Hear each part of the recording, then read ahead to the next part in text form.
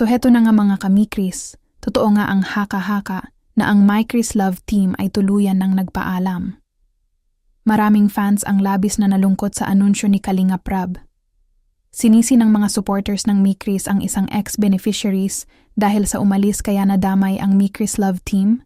Okay lang bang itigil muna natin tong love team natin?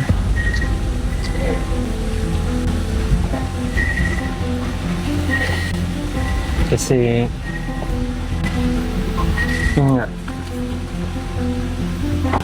hindi na rin tayo masyadong nabablog, di ba?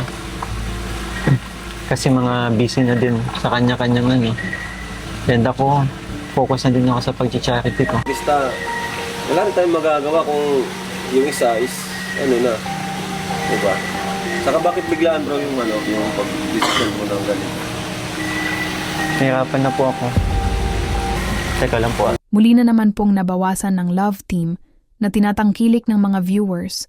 Mga fans ngayon malungkot dahil nabawasan na naman ng Love Team si Kalinga Prab na nagbibigay ng saya at aliw sa kanila. Narito ang paliwanag ni Rab kung bakit niya tinigil ang Love Team ng Mikris.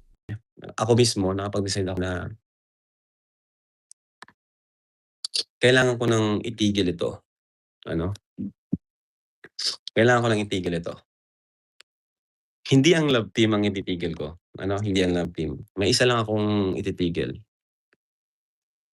Sa ngayon, may isa akong ititigil.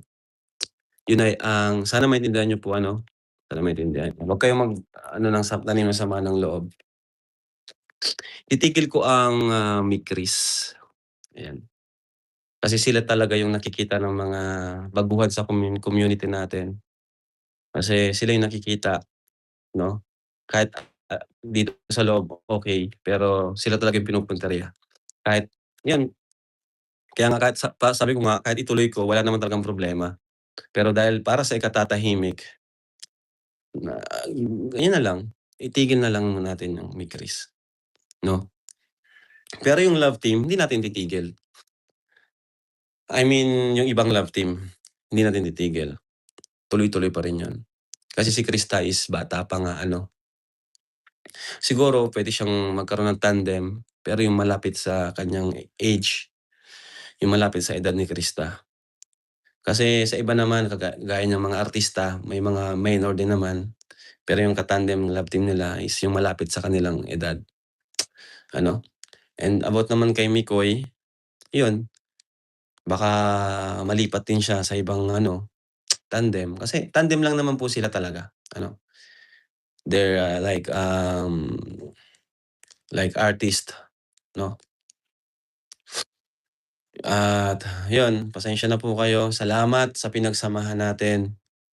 1 taon din yun. Pero yun nga, kumbaga wala na tayong maisip na kasi kung puro kantahan, magsasawa ng mga viewers. So, si Krista naman, magaling si Krista. Kahit mag-solo siya, kayang-kaya niya. Si Mikoy, magaling din si Mikoy. Kahit mag-isa siya, kayang-kaya niya. So, pasensya na po, kailangan natin gawin. Kasi sila po talaga yung pinupunta rin ng mga outside ng community natin. Si Krista kahit solo, kayang-kaya niya. Kahit solong-solo si Krista, kayang-kaya niya. At isa pang dahilan, kasi nga may mga nangyari, mga issue about sa na hindi na natin kontrolado, hindi natin alam na may nangyayaring mga issue. Ayoko rin ayokong bandang huli magsisi tayo sa huli. Kasi nga, alam nyo na, mabuti na yung safe tayo. Kasi, grabe ang mga hindi natin alam ang pwedeng mangyari.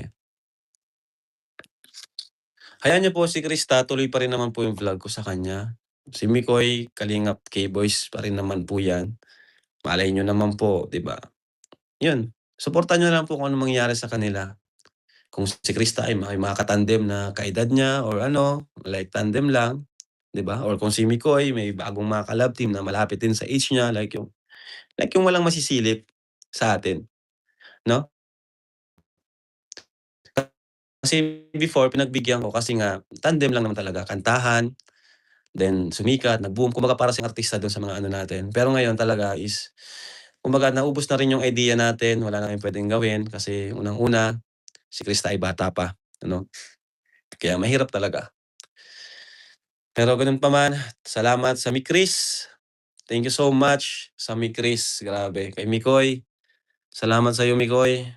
Sobra-sobra yung pinagsamahan natin sa Chris, grabe. Sobrang sipag mo, sobrang yung ano mo, pinaghahandaan mo talaga lahat. At kay Krista, wala akong masabi sa batang 'to, walang reklamo, mainitan man ay, sorry, napa-pause ako. Walang reklamo, mainitan man, mabasa man ng ulan, lamukin man diyan. Si Krista kahit ano, talaga, wala akong masabi kay Krista, walang reklamo 'yan. Napaka-talented, galing kumanta.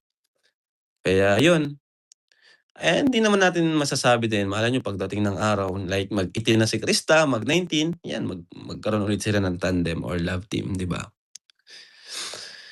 Ay naku, pero thank you sa Chris, salamat kina Kuya Tata, sa lahat ng artista natin diyan.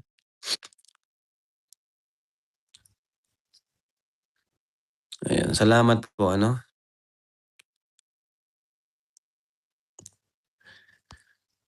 So, yun po ang announcement ko. Yan, yung ibang love team natin tuloy pa rin naman po yan, ano. Huwag lang magkakaroon ng problema, talagang matitigil at matitigil yan. Salamat po at thank you so much po. Sana po naintindihan niyo and bye-bye po sa inyong lahat. God bless